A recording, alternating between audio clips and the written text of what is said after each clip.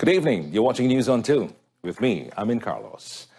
Malaysia and Singapore today signed the Kuala Lumpur-Singapore High-Speed Rail HSR project side agreement to postpone construction of the Kuala Lumpur-Singapore High-Speed Rail HSR project to May 2020.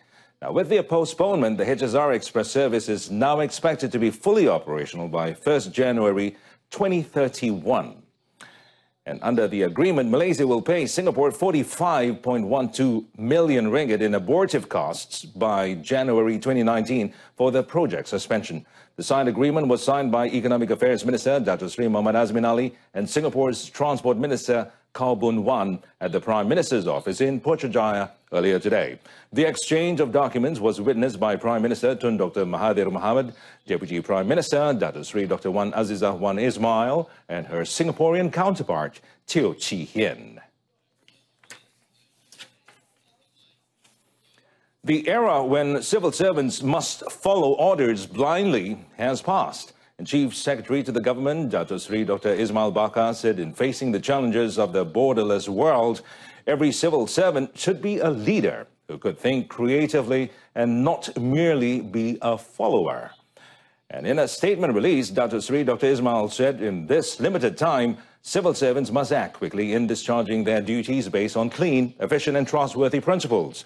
And at the same time, the power separation between the executive, legislative and judiciary should take priority in ensuring the integrity of the civil service is undisputed. He further noted that when the Rakyat are stepping into a new Malaysia era, the public service must also move alongside and be determined to move forward in providing the best delivery service to the nation and Rakyat. And since his appointment as Chief Secretary to the government a week ago, Dato Sri Dr. Ismail pledged to implement reforms in order to prosper the public service and the Rakyat in general, among others. Well, 10 booths have been set up at various locations in the Balakong State constituency to enable voters to check their polling station in the run-up to the Balakong by-election this Saturday. Pakatan Harapan candidate Wong Siu Ki said the setting up of the booths was initiated as many voters still did not know which voting centres they should go to cast their votes.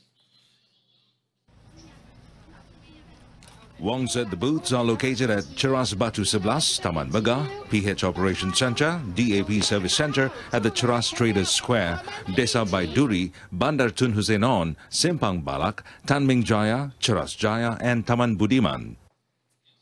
Harap-harap dengan booth-booth ni akan menaikkan lagi voting rate lah.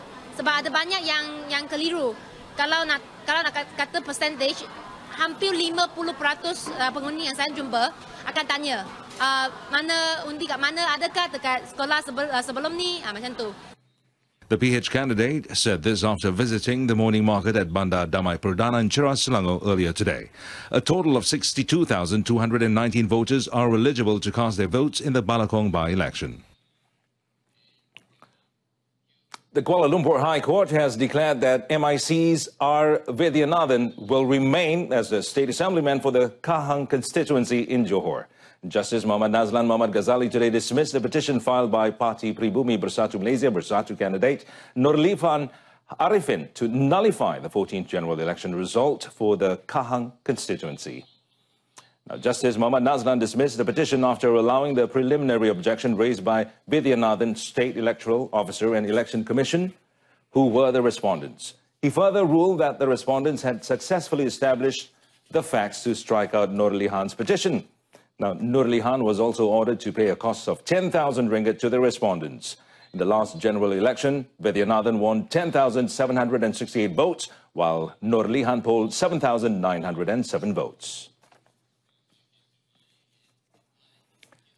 4 heritage sites, namely the Royal Balloon in Perak, Gombak Selangor Quads Ridge, Forest Research Institute Malaysia, FRIM, and the Taman Negara in Pahang are all on the waiting list to be recognized as UNESCO World Heritage Sites.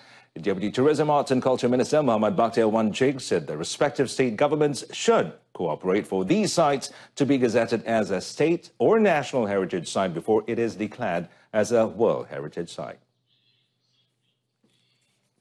Kita juga bekerjasama dengan agensi-agensi ataupun state government, kerana kita kena angkat kepada kerajaan negeri untuk diluluskan. Jadi seperti sesuatu bangunan kita anggap sebagai warisan sejarah, kita akan angkat kepada kerajaan negeri untuk diluluskan. Jadi kekangannya kadang-kadang kerajaan negeri mengambil masa yang lama untuk meluluskan bangunan-bangunan tersebut. Speaking in Parliament today, Muhammad Bakhtiar said a single site nomination to UNESCO will usually take between 3 and 10 years, depending on research data and several other mandatory requirements. He added that the government will need to spend at least 1.5 million ringgit to cover the costs of appointing experts, dossier preparation, management plan and special area plan preparation, as well as research and data collection study. To date, 25 buildings and 69 sites have been recognized as national heritage sites, while 225 sites have been identified as state heritage sites in Malaysia. The Ministry of Foreign Affairs will consider a proposal to appoint 2 special Malaysian envoys to Palestine to report the current conflict situation in the country. However, Deputy Minister Marzuki Yahya says the matter is not urgent, as the government is currently receiving reports from the embassy in Jordan and Egypt, as well as the Palestinian embassy in Kuala Lumpur. Sekarang juga kita, walaupun kita tidak ada duta di sana, tetapi kita juga selalu mengambil perhatian tentang kedudukan di Palestin melalui dutanya di Kuala Lumpur. Dan juga rakan-rakan kita yang berada di Jordan dan juga di Mesir. Jadi bagi berkenaan dengan cadangan yang diutarakan oleh Yang Berhormat, saya rasa ini satu cadangan yang baik dan saya akan cuba bawa berbincang di dalam kementerian nanti. Terima kasih. Speaking in Parliament regarding the Palestine Donation Fund run by the National Welfare Foundation, Marzuki said the current contribution now stands at about 500,000 ringgit. Marzuki hoped more parties will come forth and make contributions to help alleviate the sufferings of the Palestinian people. Electronics manufacturer Sharp Electronics Malaysia Sendirian Berhad SEM today said it will maintain the prices of its locally made products until the end of this year, in spite of the implementation of the Sales and Services Tax, SST, earlier this month. Its managing director Robert Wu said customers will benefit from the promotion throughout Sharp's My Aquos campaign starting September 1st until December 31st this year. He said as the SST is reinstated, SEM have decided to maintain their prices for made-in-Malaysia products. We not only focus on our current product, but we continue. We will introduce many other new products. We're going to have a 45-inch, 60-inch, 70-inch. You will see very soon. And the other is we will launch the latest 8K TV in Malaysia by end of this year. We are keep growing. Our annual growth target is more than 20%. And we, in 2017, we already made more than 10%. Our coming year target will be more than 20%. Speaking at the My Aquos campaign launched today, Wu also announced that Sharp will contribute 5 ringgit from the sales of each of its made-in-Malaysia products during this campaign to Tabung Harapan as part of its corporate social responsibility program. The food supply stock program being carried out by the government through the Federal Agricultural Marketing Board, FAMA, is one of the initiatives to stabilize food prices and ensure a consistent food supply chain in the local market.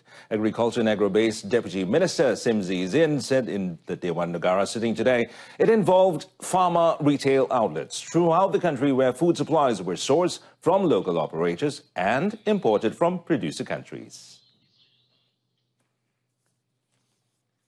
Program stok bekalan makanan SPM telah diperluaskan kepada 27 komoditi seperti 9 jenis sayur-sayuran, barang kawalan, contohnya gula, tepung dan minyak, 5 jenis ikan beku segar, Q-fish, ayam proses standard, telur ayam dan barangan industri asas tani.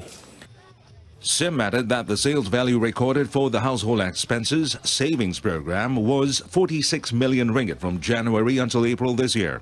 Additionally, the ministry also held the Direct from the Farms sale program involving 337 participants with a sale value of 790,803 ringgit recorded from last January until May. Well, 6 individuals comprising 4 men and 2 women who work in the Road Transport Department, the police and an insurance company, among others, have been remanded today on suspicion of corruption. An assistant registrar of the Georgetown Magistrates Court, Muna Maria Azmi, granted the remand order for the Malaysian Anti-Corruption Commission, MACC, to investigate the suspects under Section 16, Subsection A, Subsection B of the MACC Act 2009. Now, the suspects were alleged to have been involved in the act of giving or receiving gratification as inducement to settle traffic summonses and cases related to falsification of licenses by errant motorists. The suspects were brought to the Magistrates Court in Georgetown, Pulau Pinang at around 10:40 a.m. to be remanded. The 6 included a financial clerk at the Barat Daya District Police Headquarters, a Perak RTD personnel, a runner, a high-ranking officer with the Perlis RTD, a company insurance agent, and a company clerk. The financial clerk will be in remand for 5 days, while the other 5 suspects for 4 days. Well, meanwhile, at the Kota Kinabalu Magistrates Court, 4 officers from the Road Transport Department, RTD, have been remanded to facilitate investigation into the issuance of driving license without complying to procedure.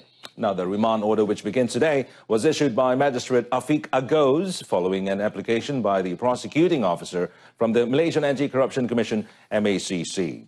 The officers between the ages of 26 and 29 were based in Kota Belud, Kota Kinabalu and Tuaran RTD branch. They were arrested at the Kota Kinabalu MACC office yesterday when they came to provide their statement.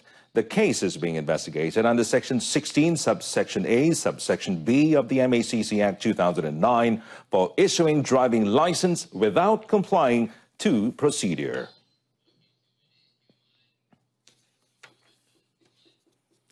Well, 2 foreign nationals were given the death sentence by the Seremban High Court today after they were found guilty of trafficking in 2,083 grams of methamphetamine 2 years ago. Judicial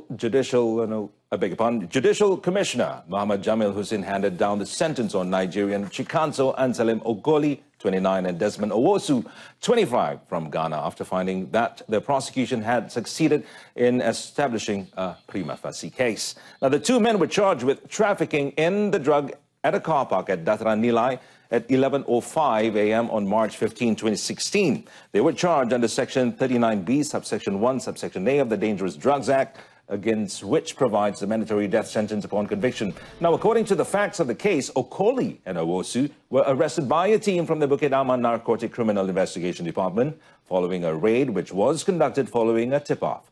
They were represented by lawyers appointed by the court, Abdulaziz Hamza and Dato Hanif Hassan. In mitigation, Okoli, who is a restaurant assistant in Nilai, said he regretted his action and apologized to the Malaysian government. Deputy Public Prosecutor Hazilia Muhammad prosecuted.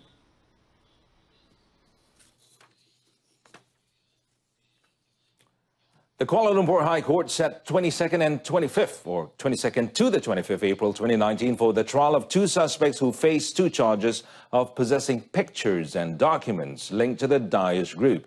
And Judge Muhammad Nazlan Muhammad Ghazali set the date during case proceedings earlier today.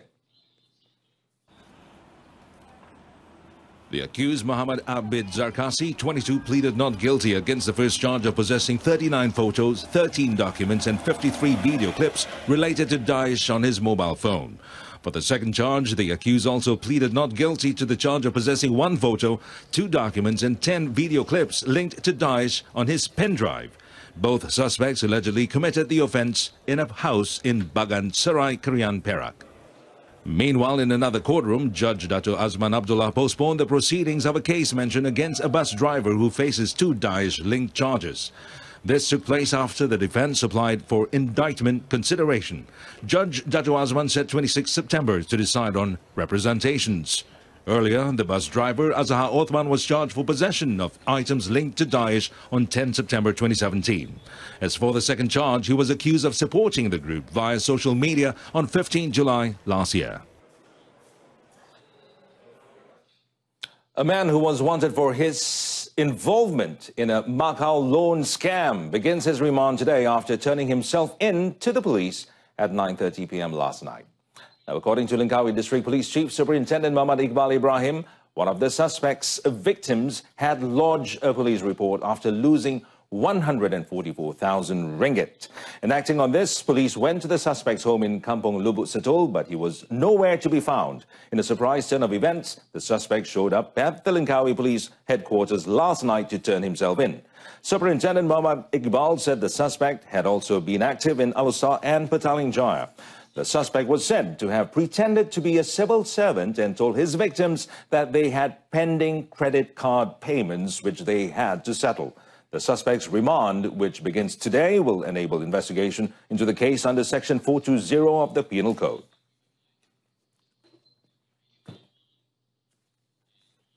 And it's all about sports. The Youth and Sports Ministry will seek explanation from the Badminton Association of Malaysia, BAM, over claims made by several Malaysian professional shuttlers that they have yet to receive their prize money from various tournaments since January. So now Youth and Sports Deputy Minister Stephen Sim Chi Keong, who declined to confirm or deny the claims, said BAM must offer explanation to provide a clearer picture of the situation. Kita mesti menunaikan, nasihat saya kepada semua persatuan sukan ialah kita mesti menunaikan amanah kita, tanggungjawab kita sebagai satu badan pengurusan sukan dengan telus dan dengan adil. Jangan ada isu-isu di mana berlaku aduan tentang kewangan, isu tentang ketirisan.